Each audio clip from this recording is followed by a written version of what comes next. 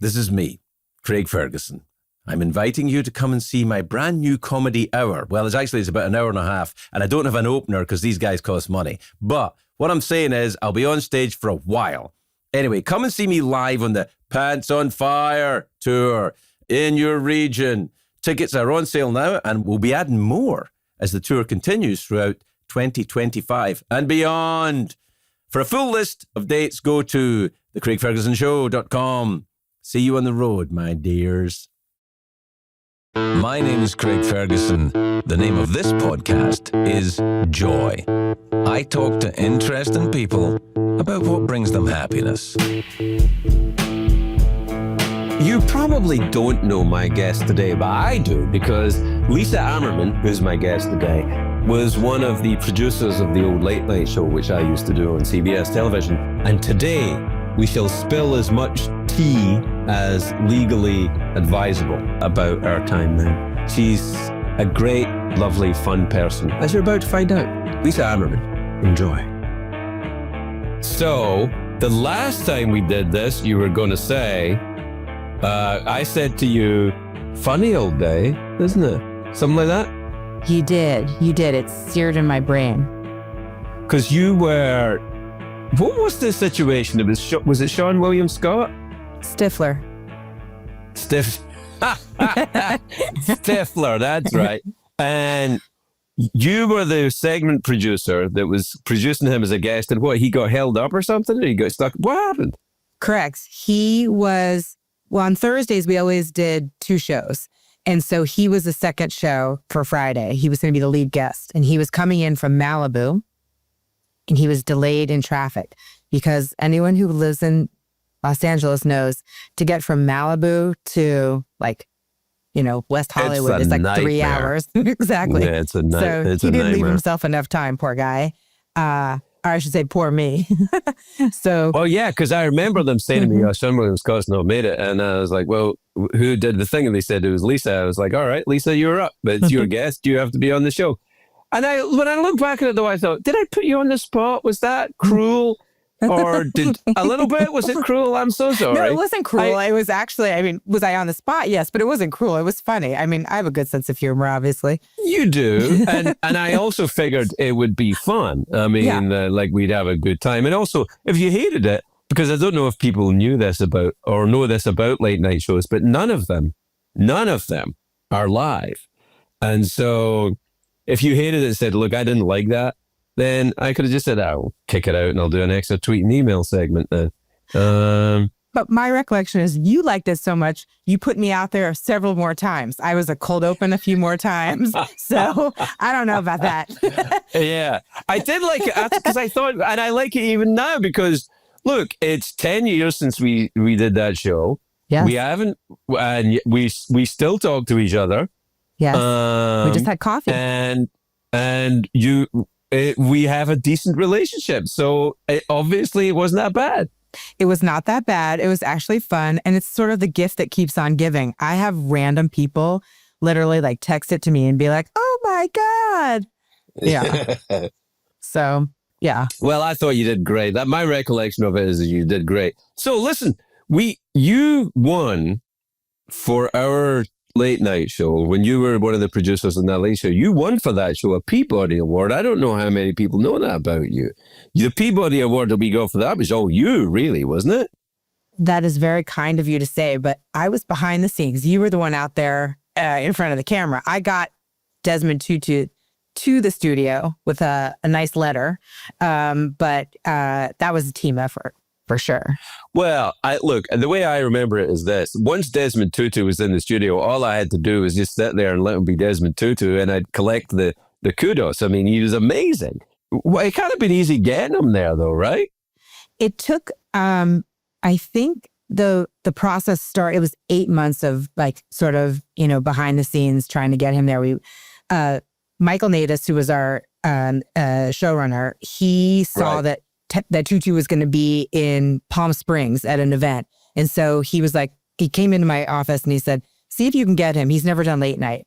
And so we sort of strategized and I wrote a letter. Basically, the gist of it was, you've never done late night. And this is a great way to sort of educate people who may not recall, because at that point it had been decades, since he had sort of, made himself a global name. And they said yes. And so we did a whole sort of takeover of the show where we did 3 segments with him. We asked him who his musical, guest, if he had his pick. And I think he said George Clinton, if I remember right. Because it was George Clinton, right? Yeah, I think we got George Clinton. Yeah, we did. And he was so lovely. And then the only thing that they asked was, because time was sort of really crunched for him, they asked us to arrange for a helicopter from CBS TV City to go out to bring him to Palm Springs, because otherwise he wouldn't be able to do it. So we were like, whatever we need to do, of course. Right. And so after we had taped, I'm like walking out to the helipad on top of the building, and one of our interns is in the helicopter, and she and I like lock eyes. And I mean, like wordlessly, she just, she was like talking to the pilot. It was very funny. He didn't seem to notice, but it was like, get out of there. Yeah. Get out of the helicopter. Yeah. Well, was she going to, you better not tell me who it was, but was she going to hitch a ride? I don't know. I think she was just fascinated that there was like a helicopter on the roof, and so she was just like asking questions, but yeah. Were you working at the show when I was taking the helicopter every day? Oh my God, no. I don't think so. Yeah. It was right at the beginning. How many years in did you join the show? It wasn't that far in, was it? I don't know if you remember this, but the writer's strike that happened in 2007 when you guys were dark, I started interviewing. I met Michael and Peter, our producers. Right. And then you and I met at the Grove because you couldn't get on this. Remember, yeah. And so because I wasn't allowed to go under the law. Right. Mm-hmm. That's right. So I started in January of 2008. That's funny because I think it was before the writer's strike. I was doing a residency in Las Vegas, right? I was doing a week in Las Vegas, and the helipad was right outside my office. And I used to do the show. I would do the show, and we would finish at 6:00. Then I would go up to the helipad. I would go to my office, get my jacket, go into the helicopter that was waiting on the helipad, go to Van Nuys Airport, and then they'd fly me up to Las Vegas. I don't think that kind of stuff goes on that much anymore. These were different times. I don't think so. I mean, all talk shows are now on YouTube. Also, talk shows now, I think late night, Stephen's going away now. I mean, that's going away. And I think, the whole thing is probably going to fold up. And don't you think? Do you think they're big shows to keep going? They are. I mean, it makes me sad. I feel like it was just such a fun sort of, I loved the pace of it. I loved the, sort of the content. I mean, everything was like so sort of very current and fun and funny. I sort of feel like what goes around comes around, like podcasts, everyone was just talking and there was no video. And now literally late night is all podcasts. I mean, I feel like these are very similar conversations a lot of times. I think that's right. I think that the itch that people, if anyone needs to scratch a late night itch, they can. And I don't know that I'm one of them, but if anyone does, then you can do a podcast. I mean, it seems to me like Stephen Colbert will end up doing a podcast, I'm sure, when he's done. And Conan does one. Mm-hmm. I do this one for now. Mm-hmm. But I'm always the big quitter. Leno doesn't do one though. But he's got his cars. He's got his car show, right? I don't know if does he still do that? I'm not even sure. No, the car show he doesn't do anymore. But he has, but he has the actual cars. Have you ever been there? No. Oh my God, it's the greatest place on earth. Yeah. Oh my God, it's amazing. You're not into cars though, not that I recall. I don't think you were ever into cars, are you? A little bit. Not really. Although I have to say, I just was driving up my street and somebody has like a really cool old GTO that's like been completely refurbished. And my dad used to have a GTO when I was little, and he brought it. He actually shipped it when he was in the army to Germany so he could drive it on the Autobahn, which was insane. God, great. Yeah, I mean, that's great. Did you go and did you drive your dad's car in the Autobahn in Germany? I mean, I was a child. It was like the early 70s. Now I'm dating myself. But yeah, I mean, but you know, Astrid, this is sad.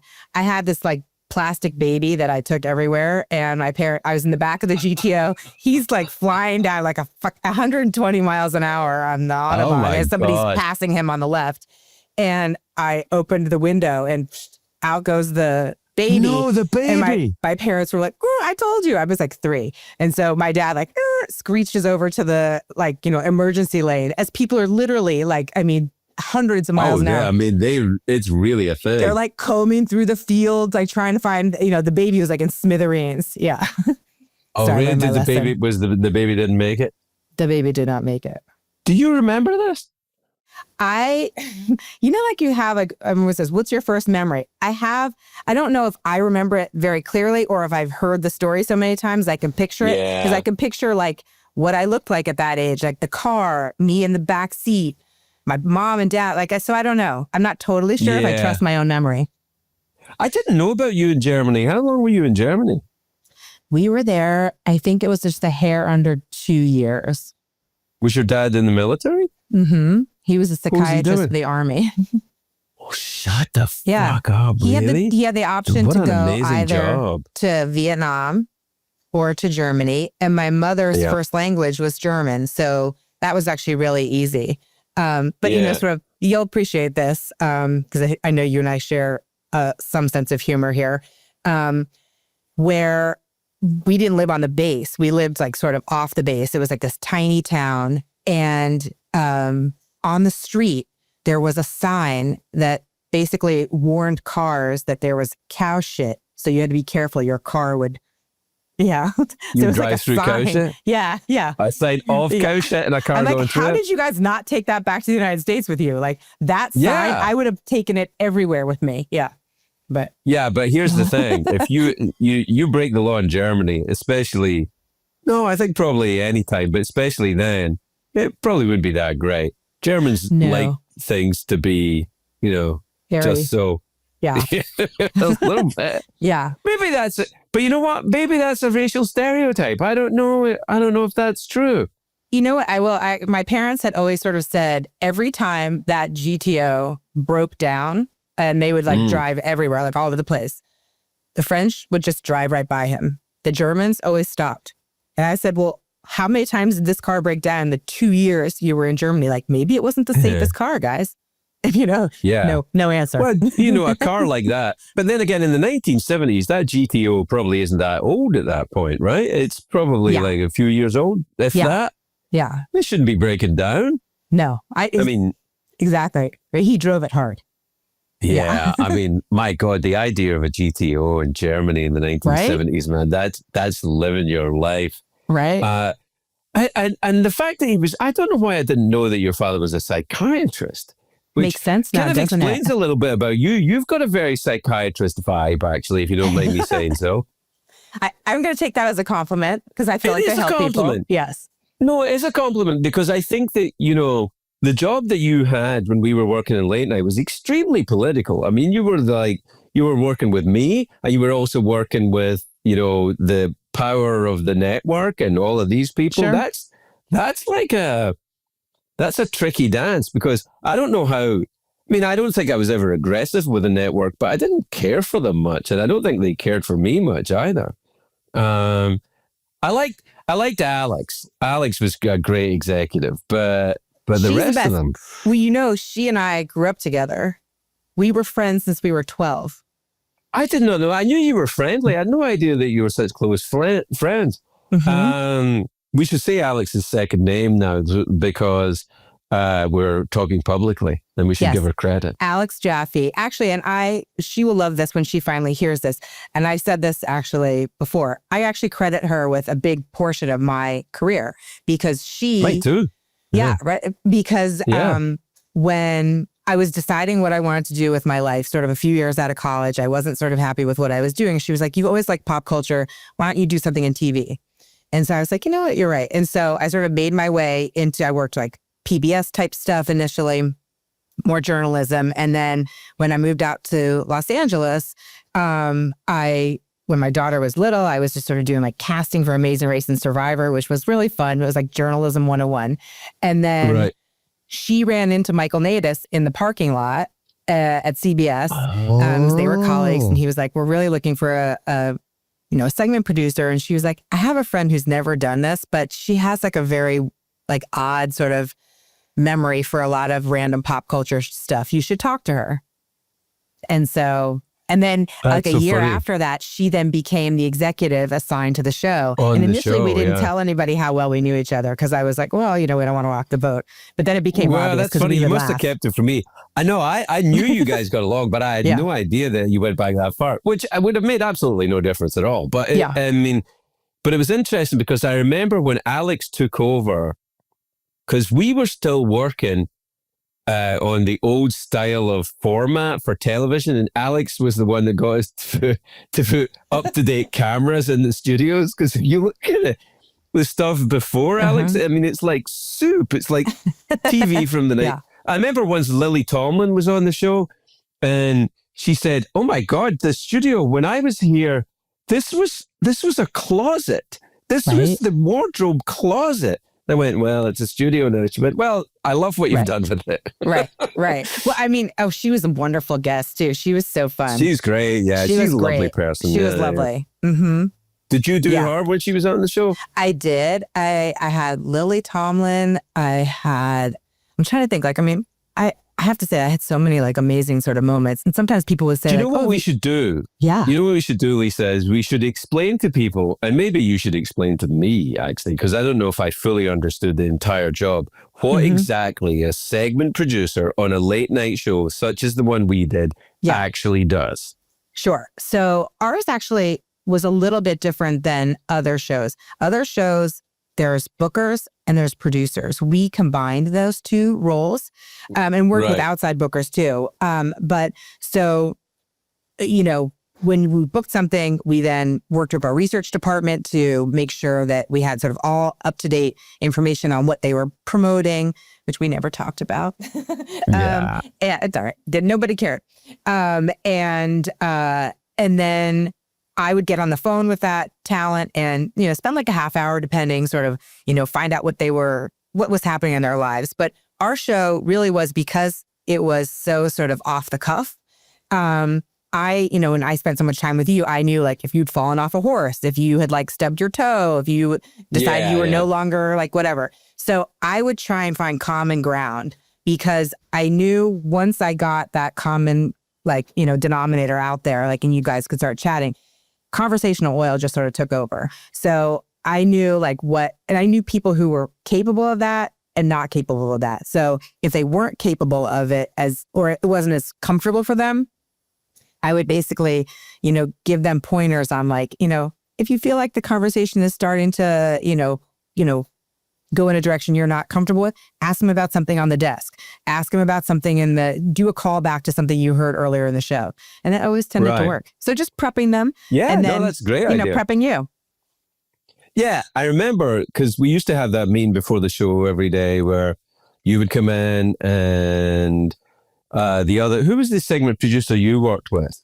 I worked with a few. When I first started, there was a gentleman named Josh, and then Megan O'Toole was there for years. And I'm in touch with Megan, who I love. Megan O'Toole, fantastic. Yeah, you guys got tattoos together? Yeah, that's right. This? In New Orleans. I knew that story. That was before my time.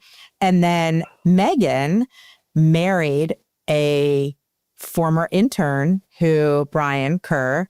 They Yes, they've been married for like 10 years now. They have two adorable boys. Yeah. I mean, their boys I just met them actually. I met the boys for the first time in New York a few weeks ago. They're ridiculously cute. Fantastic. That makes me so happy. Mm-hmm. And Brian was he was a little bit older as an intern. And so he had been a pilot in the military, which is why you would warm to him. He was very impressive dude. He's great. Yeah. Terrific writer. And I had just learned to fly. So I was talking to him a lot about planes and stuff like that as well. Mm-hmm. Is he still a pilot?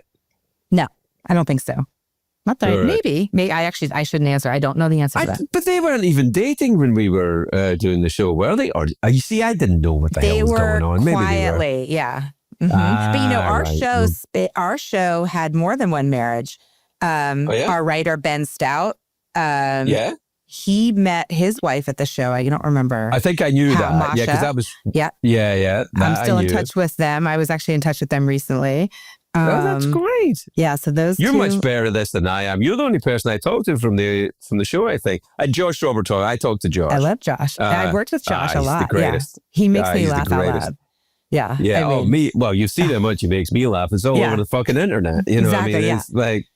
Do you think it's weird how much the show... I remember having this conversation with Michael Nadis, who you mentioned earlier, about our show when we were making it.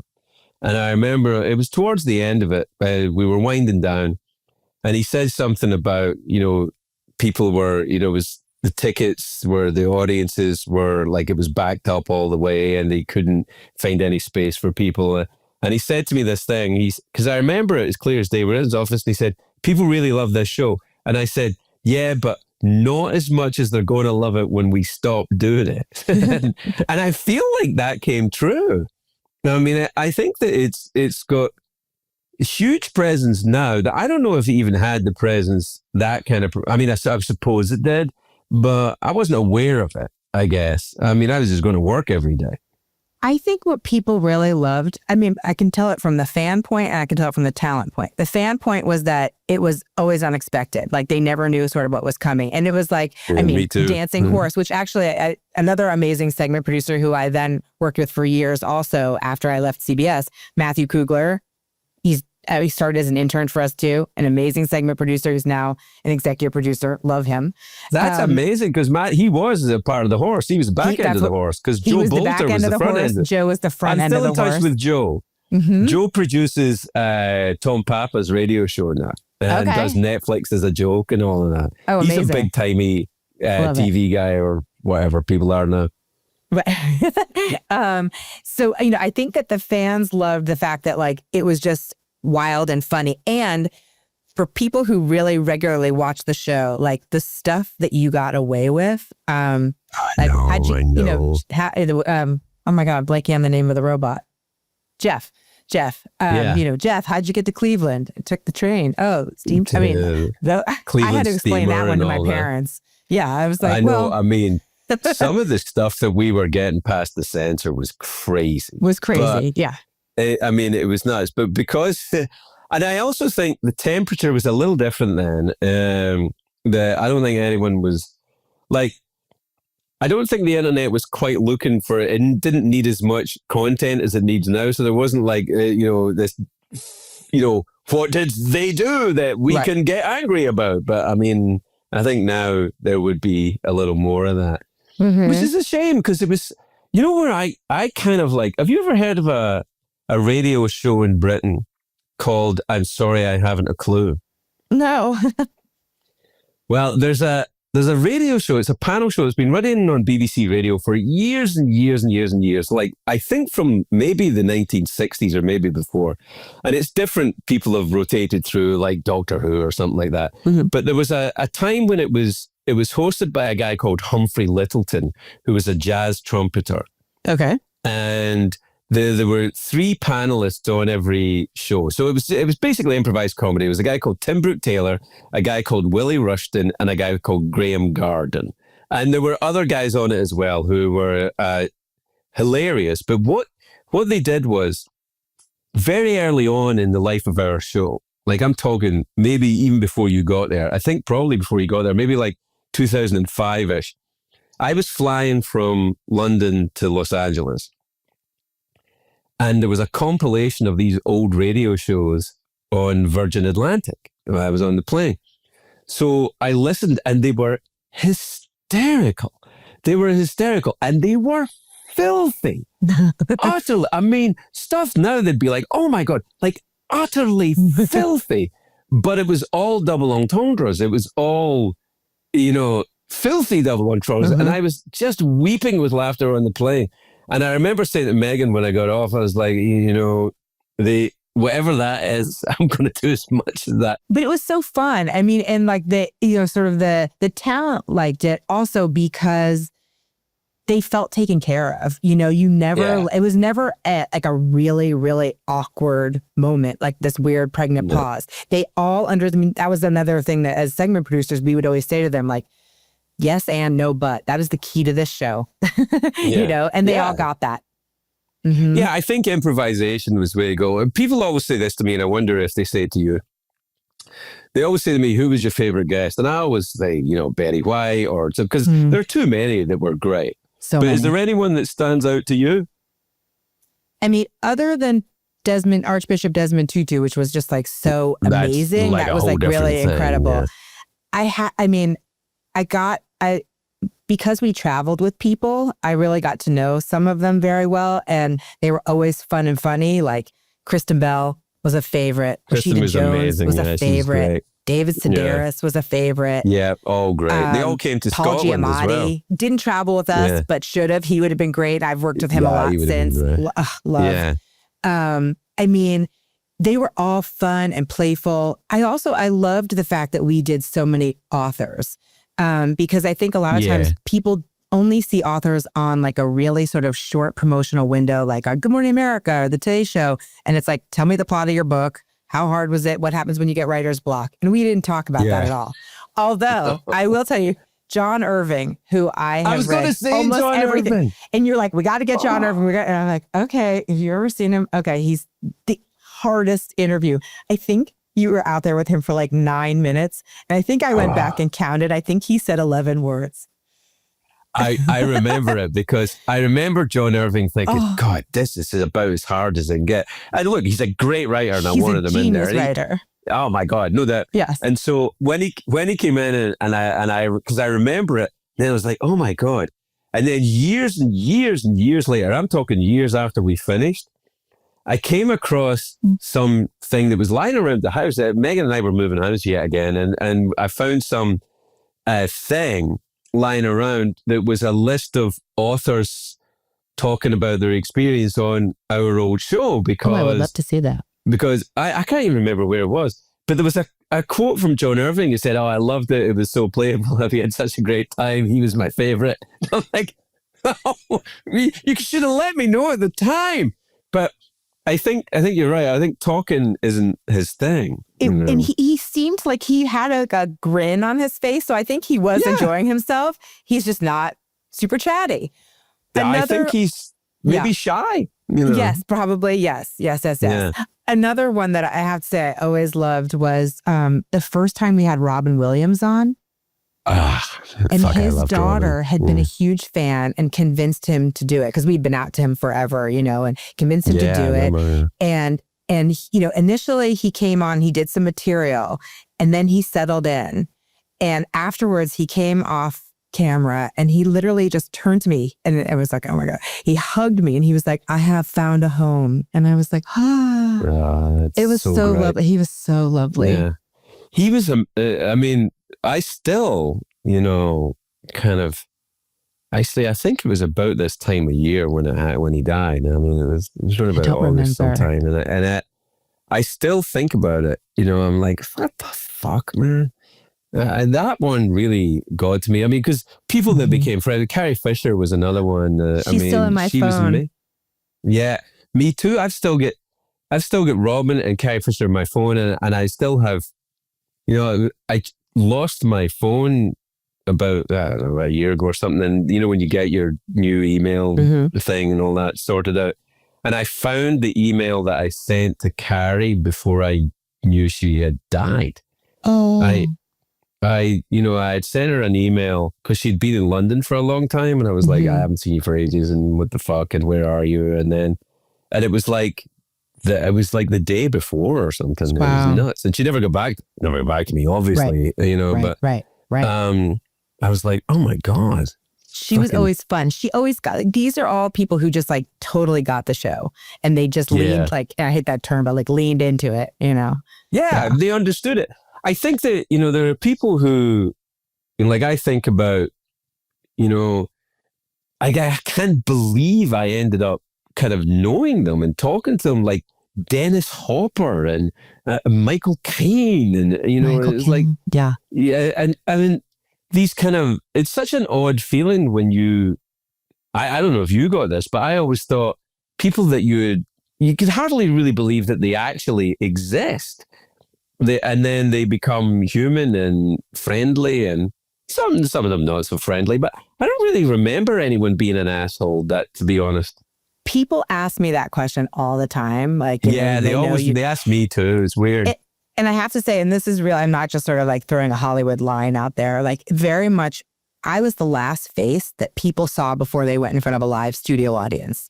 So they were kind. They wanted me to help them somehow, like give me something so that I go out there and don't like, make an ass of myself. And so for the most part, in 7 years on the show, there were really very few incidents where you were kind of like, all right, take a breather. This is not, we're not curing cancer here. I can think of one or two, and I've never talked about them publicly, and I won't today because I think sometimes people get nervous. Correct. Particularly, I think, if they're new to the game. I mean, because I think back on, some times when I was coming up, I was probably a lot touchier. Like if I do a talk show now, or I'm like, fine, fuck it, whatever. As they say, oh, we're running late, or you get yourself there, or whatever. I don't have it, but I think when you're very insecure, most people, I think, get rid of it over time, but some people remain insecure, and it gets a little weird. But I don't remember much of it. I really don't. I also feel like maybe that comes from the vibe of the show. Like being precious around our show didn't do much for you. I don't think it helped. Agree. And I was going to say too, I mean, that's also why you have producers as a buffer for you. Yeah, of course. Our mantra was always to protect the host, and the host is the brand. It's you, it's the show, but at the same time, this wasn't 60 Minutes. Like we were also protecting the guest. I mean, there were a few times where a guest said something that was like a career ender, and I would turn to the publicist and be like, I got you. Don't worry. She will work again. Yeah. Yeah. I remember a few of those thinking, that's going to come out. Yeah. Yeah, I was like... It's funny because I think now that would be much harder because someone in the audience would tweet it, or, like, oh, they said this and they must have cut it out of the show, or... I think the scrutiny on the way people are now probably makes the type of show we did almost impossible, I would think. It would have to have a polemic so that you would say, we don't care about that, or so that you would... it'd have to be a thing, you'd have to make it a thing. I mean, this is, POV of one, but my favorite was always like when something bothered you and you just like threw out like everything. So like, do you remember the time, this is actually one of my favorite monologues, which is not really fair to the writers who, you worked so closely with, but I did love this. When we had the leak in the old roof. I was so fucking mad about that. It was like 10 minutes. I mean, where you just went off. I literally it was so funny. It was so funny. And another thing I also loved, which was semi-rehearsed, I guess. But when you and John Reynolds, who I'm also in touch with, love, he was a writer performer for us. And he was you, and you were Larry King. And that was great. Yeah. So I've literally still watched some of those on YouTube and died laughing. They're very funny. It's funny because I remember that because his impression of me was so cruel that it was hilarious because he was doing it right to me. And I could see, and he worked for me.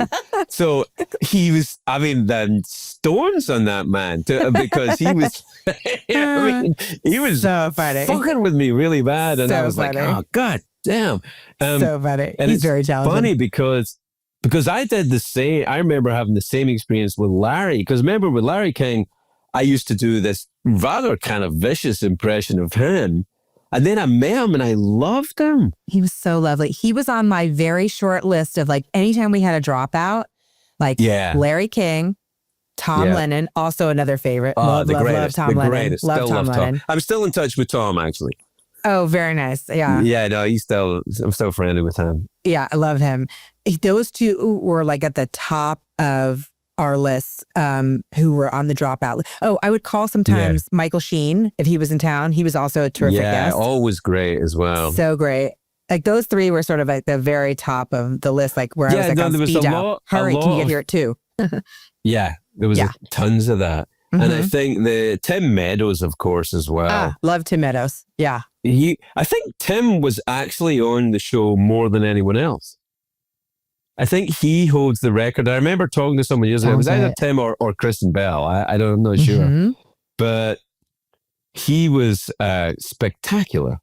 So, I mean, he was, I remember, like, call Tim. Probably the night you had to come on and it must have been pretty late, or we would have called Tim or Tom Lennon. Tom Lennon lived like 5 blocks away from the studio anyway.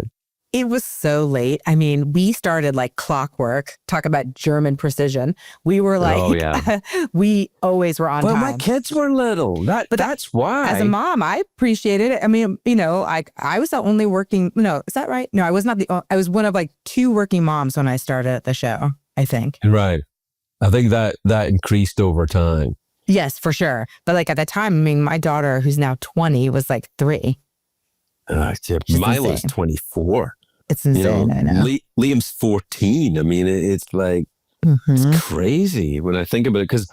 But when I was, you know, Liam was born in 2011, so he was there for the last 3 years of the show. So I had a little baby then. And then Milo, when I started the show in 2005, he was only 4 years old.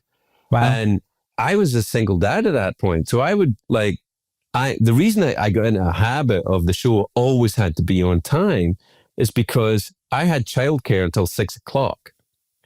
And if I didn't finish until 6 o'clock, then what the fuck was I going to do? So I had to start on time and finish on time so that, and it's crazy when you think of all of the shit I could have got up to, but I always had to finish at 6 o'clock and then get the baby and take him home. I used to bring Sasha, my daughter, to the office. If we had a dropout, like I was like, here's some push pins, play with these, you know? Yeah. But I remember there were kids towards the last few years of the show. It seems like there were kids running all over the place. It was a different, it was a different type of thing. It's funny how much, I don't know if I said this to you at the time, but I do remember it. And I've talked about it, you know, since. One of the reasons why I really had to stop doing that show was when I came in every day, and you touched on it earlier with that protect the host thing. When I walked in every day, there was pictures of me everywhere, and all the stationery had my name on it, and everybody wanted to make sure I was in a good mood. And that really fucks with your head. It really fucks with your head because I started, it makes you paranoid because I have a friend who's who was a cop. He's no longer a cop, but he said what he hated about being a cop is that you feel like, even if they're not, you feel like everyone's lying to you. And I said, that's exactly what it's like being a fucking late night host. Not everyone is lying to you, but it feels like everyone is lying to you. And I think it's a kind of paranoia that comes in.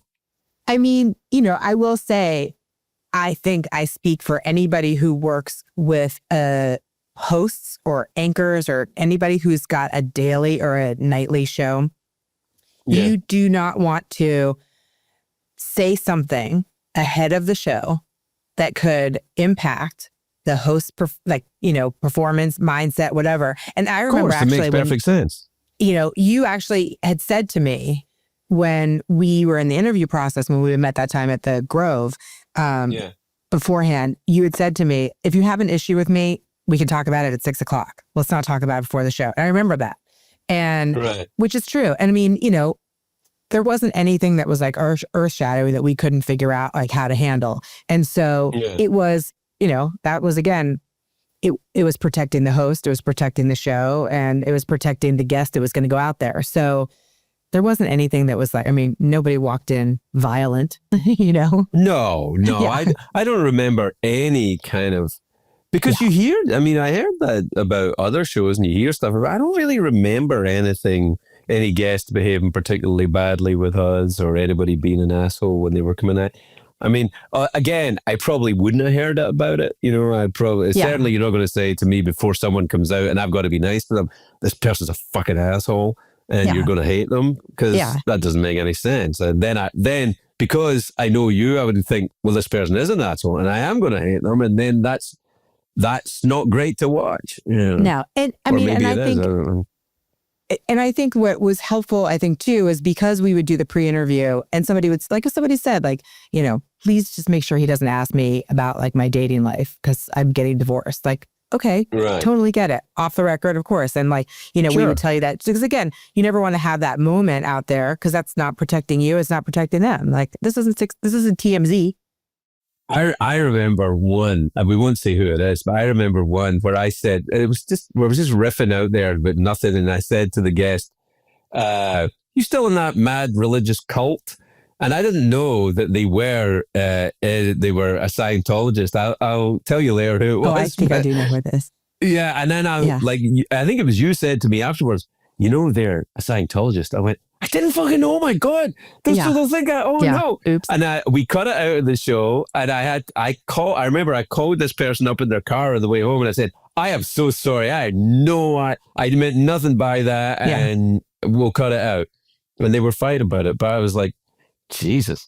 You can put your fucking foot in it so easy over and over again.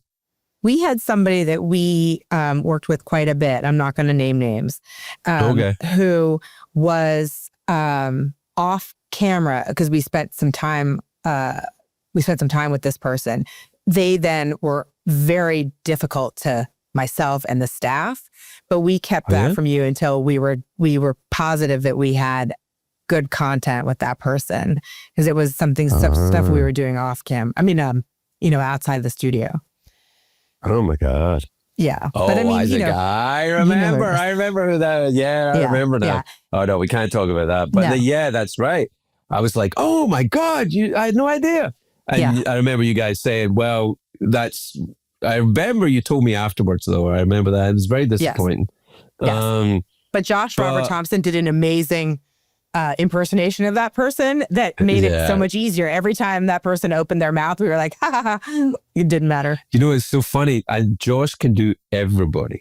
It's unreal. Everybody. The savant-like quality that you can watch a human being for 10 minutes.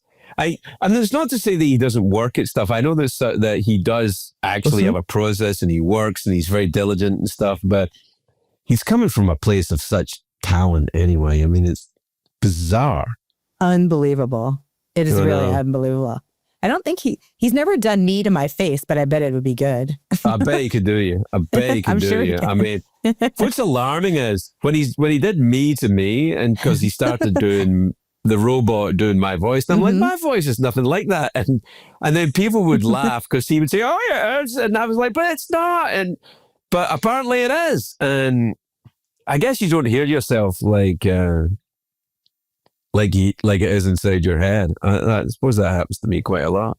Well, you know what I love about that too is that, I feel like, so many people are always saying like, it's so hard to pay attention and we're so distracted, we're overwhelmed with so much information. He zones in on stuff that people say. He listens so intently and then uses it. I mean, it's amazing. Yeah. Yeah. He finds a quirk and he gets at it. Or so it's 10 years, more than 10 years since we stopped doing the show. Yes. So what did you do in between? What did you do between then and now? I know you kind of invented podcasts or something. What happened? I did not invent podcasting, but right after the show ended, I was an exec at CBS for a number of years where I was sort of creating synergy across the network. So I worked with a lot of the people that, in PR and marketing and other late night shows like when Colbert and Corden started. Yeah. So that was actually really fun. Did you work with James Corden after I had gone? No. Mm-mm. Oh, right. Just sort of his staff. That I was never on the show. Like right, we were for trying the transition. Exactly. Yes. A little bit of that. And then after I did that for 3 years, and then I co-founded a podcast production company. And we did that. I did that for the last 7 years. I left that in November, and now actually just more recently, I started as a director of cultural programming at a members club in New York. So I'm actually really living in New York now. It's just kind of bonkers. It's very nice. Yeah. Now, I don't want to reveal my exact location. but I am also in New York. Yes. I mean, I'll reveal my exact location to you. Yeah. But, you know, and I don't think anyone cares anymore, but there might be a few crazy people left over who couldn't sleep up in the, 10 years or so ago. It's funny though, I feel like that level of visibility that was on, that we were dealing with on late night, that I would not court that anymore. That never made me comfortable. Well, I raised a child in Los Angeles, and so we would see people out everywhere, gas station, grocery store, whatever. And, we'd be like, or, little Canyon store where I am. Yeah. Oh, look, And when she was really little, she was get milk. I thought he was a vegan. That kind of thing. And, when she was little, she would say, do you think I could ask for a picture? And we would always say, no, that person's not working today. Like, leave them alone. They're with their family or whatever. And I mean, I have watched, like, at the airport, like someone's, sniping a picture of so-and-so. And it's like, it's off. There's no privacy. I'm a very private person. I would not want that for myself. And I think it's probably hard for most people. You have so little that's your own anymore. I think look, you don't even have to be famous now. You just have to be dumb. Like, look at those people at that Coldplay concert, those people that were having an affair. Like, neither one of those people is a public person. Neither one of them has a TV show or anything like that. They were fucking everywhere. Everywhere. The memes that I got, some of them were hilarious. But I have to say, some of them were hilarious. But still. Exactly. And I catch myself because I think, they're parents. They have kids who are seeing this too. And it's like the collateral damage on that is heartbreaking. Yeah. I think so. I think that it's such an oddly different world. It's funny though, because I talk to people even on this podcast, if you talk to actors or directors or artists of any kind, they're very concerned and very suspicious about AI and about the development of that. If you talk to anyone in medicine, they're like, this is the greatest fucking thing since sliced bread. This stuff's amazing. It's going to save so many people. And so I guess the perspective of what the technology can do depends on where you're standing. But I feel like publicly, it seems like an odd time to be famous. I don't know if I'd want it. You mean like the deep fake stuff like that? That's you don't know what to believe sometimes. I guess the good thing is if you ever do anything dumb, you can just go, that's not true. That's AI. I didn't do that. Right. And in fact, that's going to be my position from now on. There you go. when everyone says, you said that, well, that wasn't me. It was Joyce Robert Thompson. Exactly. It was him doing my voice, which I still don't think sounds like my voice, but apparently it does. Well, I don't know if he still does Morgan Freeman or not, but so Morgan Freeman came on probably once a year on the show, and I produced him. More than that, the majority of that time. And one time as we were done and he was walking off stage, Josh just started riffing as Morgan, and he turns to me and he's like, was that me? He couldn't even tell the difference which was insane. Yeah. I know. It was amazing. I remember because when Josh got a load, when Morgan Freeman got a load of what Josh looked like, and he's like, wow, you're a skinny little white kid. What the hell? And it was amazing. Wild. Yeah. It's funny to think. I didn't watch Late Night before I did it. And I didn't watch it when I was doing it. And I don't watch it now. So I have no real connection to it. Were you a fan of it? Did you? I grew up watching Letterman, like in bits, like the top 10 list, stupid pet tricks. I had a friend who tried that I would do. Yes. Letterman was different. Yeah. I remember her standing, this woman is now a doctor, but when we were in like 10th grade, she was standing on the payphone in our high school doing like what's the right word? Audition for Stupid Pet Tricks. And she was like doing some animal noises or something like that, like in the hallway in her uniform. So she did not make it, but she ended up okay. She's a doctor. And then, but when my daughter was born, she was born in the just after 12:30 in the morning. That was when I went into labor, and so Conan was on in the room. How weird is that? So when she was born. That is so funny. Yeah, which I hadn't thought about until just now, actually. But I mean, I have to say, I love conversation. So I love sort of those kinds of storytelling, and that reminds me of my childhood and listening to my parents and my grandparents, always sort of telling crazy stories, one louder or more, it's strange than the other. And so I like that. Yeah, I like it too. I feel like I just wonder sometimes, and it's the thing I wrestle with even with this podcast, is that I love the conversations, and I love the conversations with people that I want to talk to, and I was talking today and stuff like that. And sometimes I feel like the tricky part is people who do not wish you well are listening into these conversations, and that sometimes gets to my head, and sometimes I completely forget all about it. I never used to think about it at late night, just never at all. But I think about it a bit now. I had a coffee with a friend the other day, and we're both, women of a certain age, and we were sort of laughing. I was like, aren't you at that age now where you could give two fucks? I don't care. At this point, honestly, if somebody doesn't like something I said, I think I've been kind. I try to be a good listener, a good friend. If somebody is upset about something, I'm sorry. There's nothing I can do. I think that's fucking healthy. My position is this, and I say this, and I do it when I'm doing stand-up now as well. I say, look, I can't be held accountable for what I say. There. That's it. Fair. Yeah. I can't be held accountable for what I say. Also, the thing is, it was kind of weird. This is one thing I noticed about when you write a book as well. And I remember I've talked to a few authors about this, that you write something down, maybe in your 30s or 40s, and you really believe that thing to be true. And then about 10 or 15 years later, you're like, oh my God, that's such fucking bullshit. I hate that. I feel completely the opposite of that. But now that's a thing you said, and it's written down. So people can put it on T-shirts and then put your name underneath it, and you're like, oh my God. And then now I'm the guy that said that, and I don't believe that at all. But I did then. Do you want to write more? Or do you want to write another book? Yeah, I'm kind of diddling away at something right now. Oh, that's great. Okay. Fiction or nonfiction? Fiction. But but in this day and age, I don't think there's such a thing as fiction or nonfiction. I think it's all just a big fucking soup now. Fair. There